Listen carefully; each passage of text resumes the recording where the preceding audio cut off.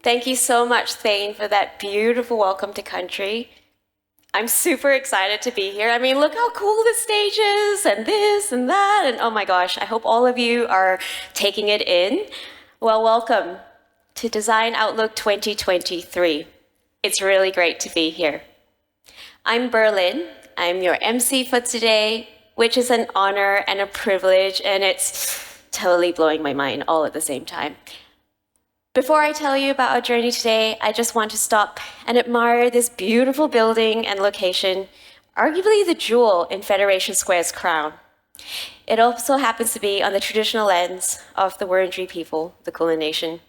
For thousands of years, they've camped along what is known as the domain, which is just around here.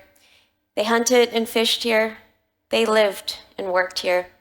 Before the arrival of Europeans, the people of the Kulin Nation would regularly meet near rivers for ceremonies, just like what we're doing today. Telling stories, building communities, connecting, creating, just like what we're doing today. And so I'd like to take a moment to acknowledge the Wurundjeri people and thank them for looking after the land that I've lived on and that I've worked on for the past 16 years since I moved here. I pay my respects to elders past and present and extend my respect to Aboriginal and Torres Strait Islander people that are with us today. Design Outlook premiered last year in 2022, where it sought to bring people together to look within design and its purpose, deeply listen to other stories, debate our challenges, form an opinion, and connect. It pushes to go beyond, be provocative, and form an opinion. I was lucky to be an attendee like yourselves last year, and I know personally how inclusive, electrifying, and thought-provoking Design Outlook aspires to be. And having been a part of what goes on behind the scenes this year, let's just say I'm really excited about today's lineup. It's really diverse. But first, we wouldn't be here without the support of several parties. So on behalf of the Design Outlook crew, I'd like to take this moment to thank them. Firstly, thank you so much to our principal partners, Canva and Deloitte, who not only made today's conference possible, but this entire week's festival events come to fruition. Thank you, Andrew Green and the team at Canva, wherever you are here, for putting on your open house and hosting a meetup as part of this festival. Thank you to Leora and Lauren from Deloitte for your ongoing support and partnership, especially for hosting tomorrow's workshops at the Deloitte offices. A big thank you to our major partners, Aquin, Askable, Dias, Tori, Portable, Hex, and Frank Weil. Thank you so much for contributing your time, finances, your love to this festival. We love and appreciate you back. I also want to call out our festival partners, Aplo, Pretzel Lab, City of Melbourne, Bunnings, and MYOB. A huge thank you for your support. You also see here on the screen behind me that there are a bunch of people and local communities that I would like to thank. Thank you so much for helping us make this festival what it is. To our volunteers whom you already met on your way in, thank you so much for helping us run this whole thing so smoothly and for making today an absolute breeze. A quick shout out to our musician for the day, Joshua Caleb over there. Design Outlook specifically chose Joshua to come here today and serenade us all day because we love his creative style of music. So thanks, Joshua.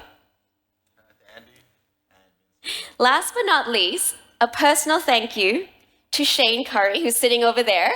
Now look, you may not know who this man is, and that's totally okay, but he is the glue to this conference and all the content you're about to witness. He's put a lot of blood, sweat, and tears to make sure that everything is top-notch today. So Shane, on behalf of myself and the presenters, thank you so much for helping us put our stories and narratives together. Round of applause for Shane, please.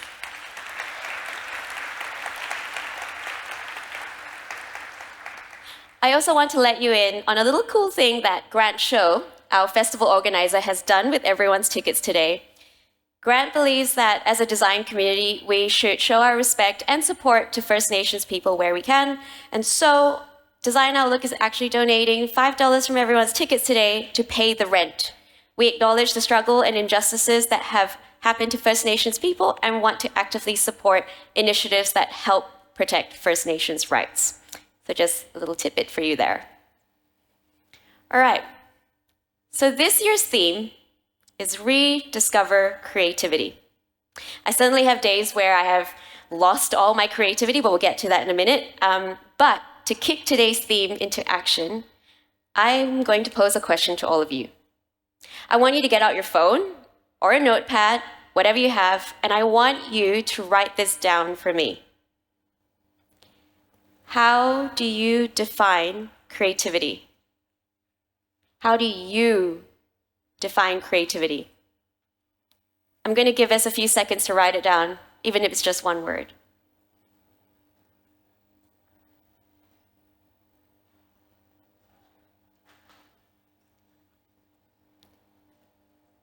Now hold on to that definition, because I think by the end of the day, we will completely change how you define it, or at least evolve it.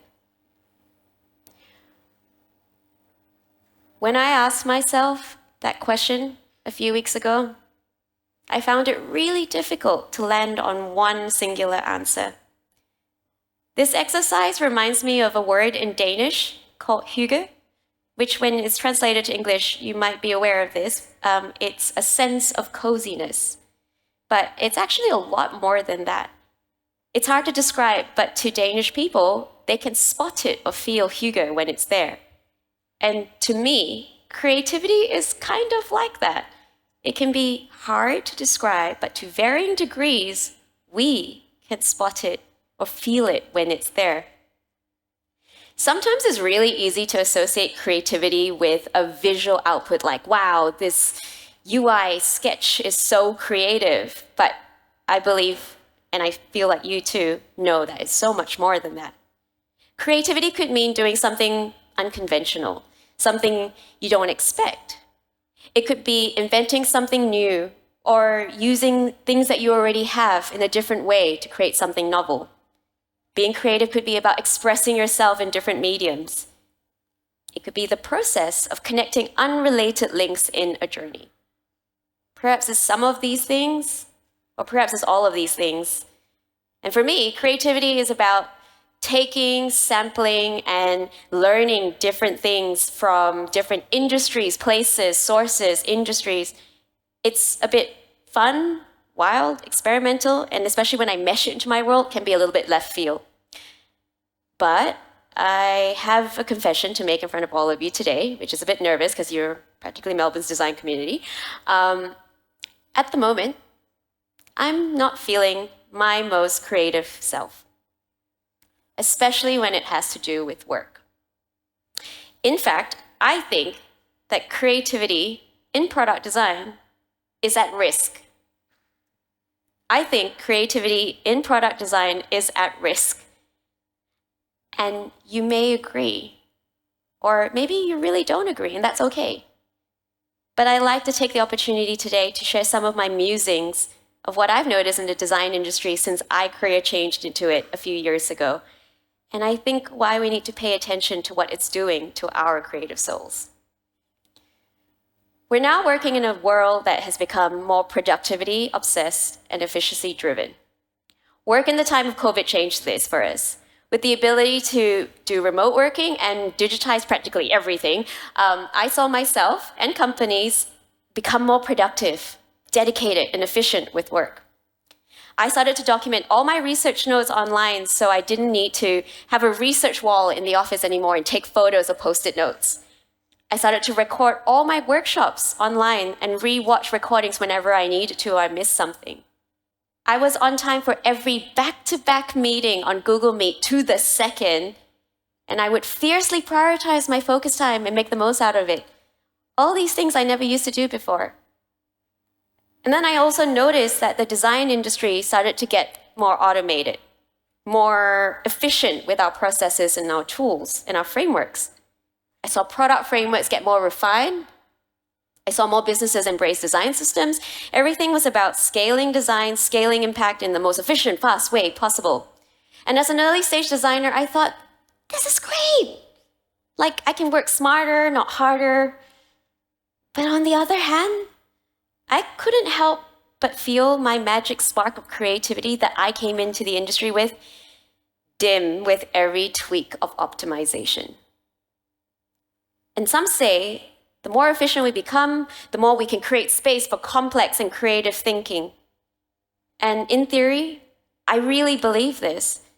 But in reality, unless we're actively taking advantage of this, it's really easy to get caught up in delivering the work.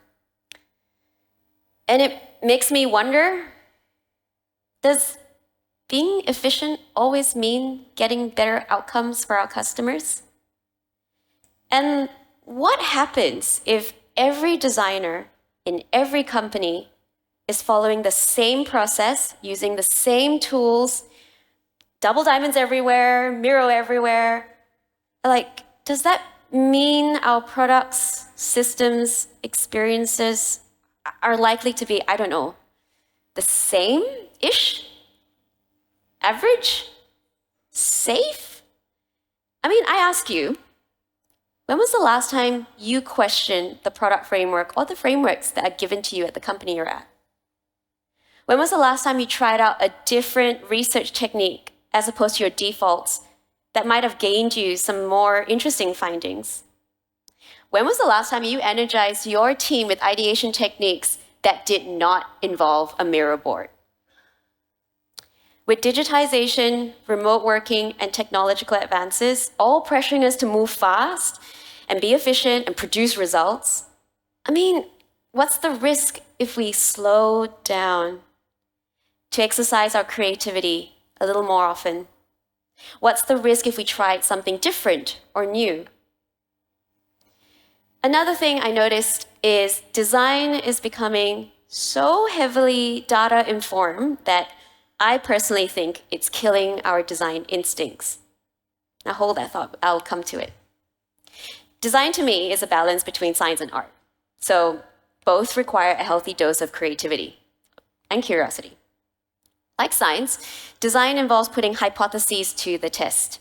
It involves gathering enough and sufficient evidence that nudge you closer towards a solution that is right for your customers. It's quite methodical.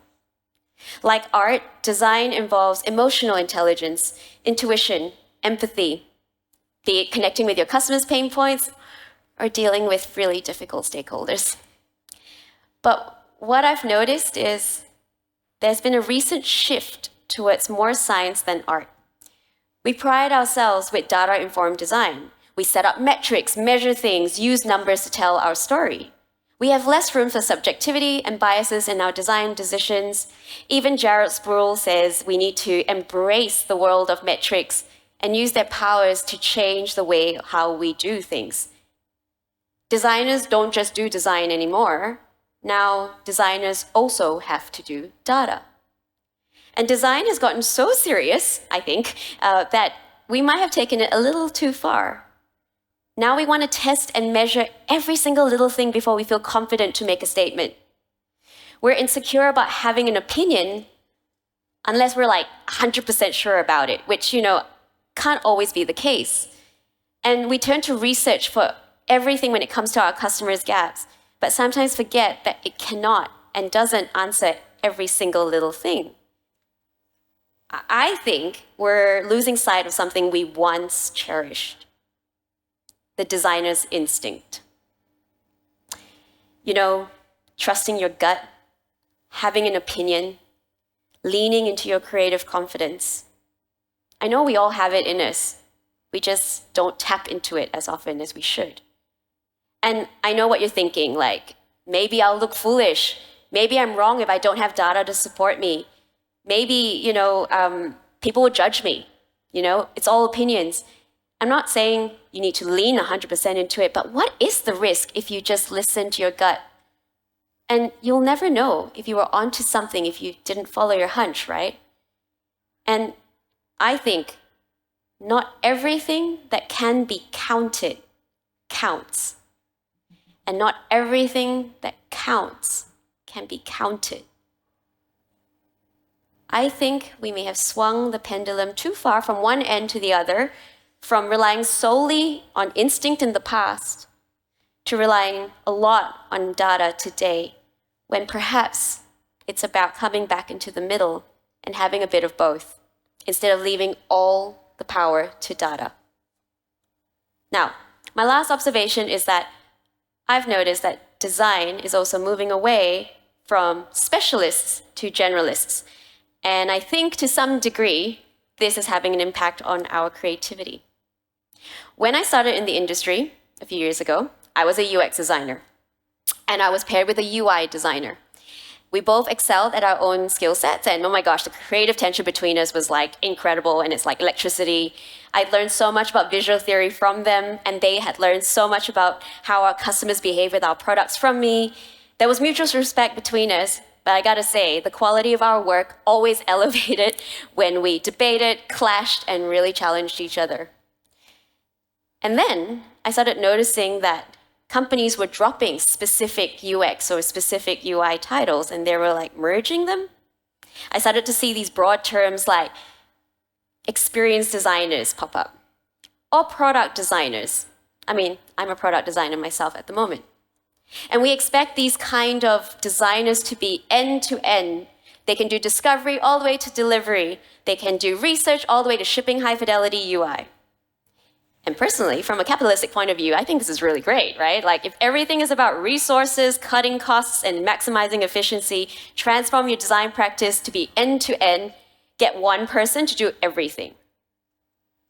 But the challenge I have with this predicament is that unless you're a unicorn, which really, a lot of us aren't perfect unicorns, it's really difficult to deliver everything with the same level of quality, as though you had a whole team of people with different strengths working on that one singular project. When we're the main lead on a single project handling research, testing, ideation, concepts, and so much more, all of which requires different strengths, how often are we getting a second pair of eyes along the way to check our UX, UI, content, research biases and decisions, especially the fact that we have to move so fast in these days? How often are we seeking feedback to elevate our own craft? No two product designers are the same, and nor should they be. I think this is really awesome. The fact that we're different in different ways and have different strengths is an essential ingredient to creating a diverse creative team. And one of the most well-known relationships in the creative world is in advertising between an art director and a copywriter, people with different strengths, right? And this is kind of like asking one of them to do both jobs. They can probably do it, but the quality of their work might be questionable. So why do we expect the same level of creative quality from design generalists? Anyways, where am I going with this? Look, I don't have all the answers, but there's one little thing that I do know, and it's one thing that keeps me hopeful for a better, more creative future in design. Creativity can't just sit in theory. It's more than a mindset. To be creative is to take an intentional act. We need to intentionally invite creativity into our lives. And before I worked in design, I worked in advertising, and one of my agencies had a simple principle when it came to our work. It was called the 70-20-10 principle. 70% could be the stuff that has been tried and tested, all safe. 20% had to be tweaks of optimization, things that had worked in the past. And 10% always had to be something different, new, novel. A small risk we put forth to our clients to say, try something different, you may never know where it will go. And that was us actively inviting creativity into our everyday work. If we want to prioritize structure and efficiency in design, I think we should also prioritize the time and space for creativity to thrive, however chaotic, unstructured, and organic it can be. If we want to lean into data, that's great. We also should learn how to lean into our designer instincts from time to time. If we're becoming more general in our role, we need to be more specific on how we invite creative tension into our everyday work. I see a room here full of creatives in front of me who I know want this industry to thrive. And I see a room full of people who I know deep in my heart got into design because it's a colorful, crazy, creative industry that helps solve problems for people. For the design leaders in the room, perhaps it's asking how you might nurture an environment where creativity can flourish at all levels, how you might create safety and trust so your teams are empowered to take risks without fear of judgment. How might you intentionally create space for your team to play, have fun without the pressure of producing outputs for the company?